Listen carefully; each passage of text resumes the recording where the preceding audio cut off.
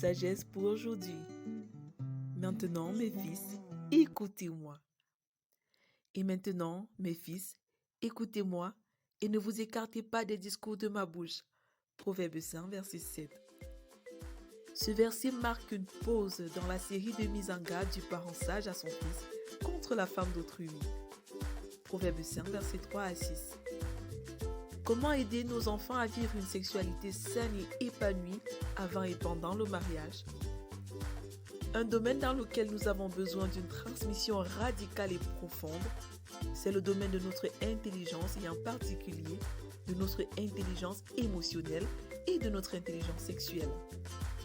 Il est absolument indispensable de se débarrasser des stéréotypes culturels, religieux, sociaux et familiaux concernant le sexe. Il n'est pas possible d'être un disciple accompli et de faire des disciples accomplis si nous ne sommes pas capables de discipliner ce domaine de notre vie et si nous ne sommes pas capables de comprendre, de vivre et de respecter notre identité sexuelle ainsi que celle des autres. Ne jamais perdre de vue la pertinence de cette analogie. Les enfants sont comme des feuilles vierges. Si les parents n'écrivent pas dessus, un autre le fera. Cela veut dire que ne pas parler ouvertement de la sexualité aux enfants, c'est les exposer à toutes sortes de déviances sexuelles. Ce manquement dans l'éducation constitue une forme d'abus très peu connue, mais aux conséquences combien désastreuses. On ne le dira jamais assez. Le silence est le plus grand ennemi d'une sexualité saine.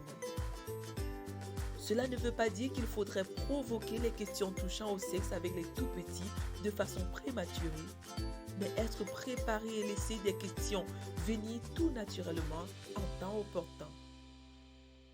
Une réforme qui doit être entreprise dans les mentalités, c'est l'abandon de la pensée de devoir parler de la sexualité aux enfants, au bénéfice de la pensée de devoir parler de la sexualité avec les enfants.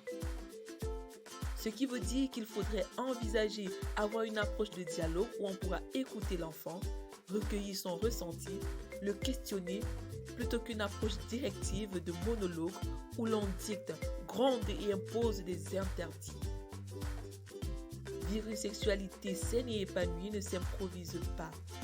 C'est tout un processus éducationnel et intentionnel, c'est-à-dire pensé, conçu et pratiqué. Jésus dit: le disciple n'est pas plus que le maître, mais tout disciple accompli sera comme son maître. Luc 6, verset 40. Cela veut dire que pour Jésus, dans le processus de développement du disciple tel que Dieu le veut, tout disciple normal est censé partager les souffrances et les joies de son maître au point de devenir comme lui en tout.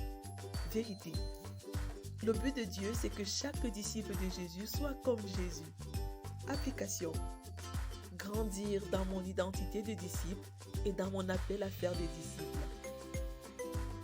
Souhaitons-nous que nos enfants soient comme nous dans tous les plans? Sommes-nous engagés à être comme Jésus dans tous les plans? Sommes-nous d'accord et engagés à faire de nos enfants des disciples de Jésus? Recommandation. Soyez mes imitateurs, comme je le suis moi-même de Christ. 1 Corinthiens 11, verset 2. Prions ensemble. Père, merci d'avoir restauré en moi l'image de ton Fils. Fais de moi un imitateur de ton Fils et un modèle pour tous. Au nom de Jésus, Amen. Lecture pour aujourd'hui. Psaume 21 à 25, Proverbe 5, Isaïe 61 à 63. Vous êtes bénis.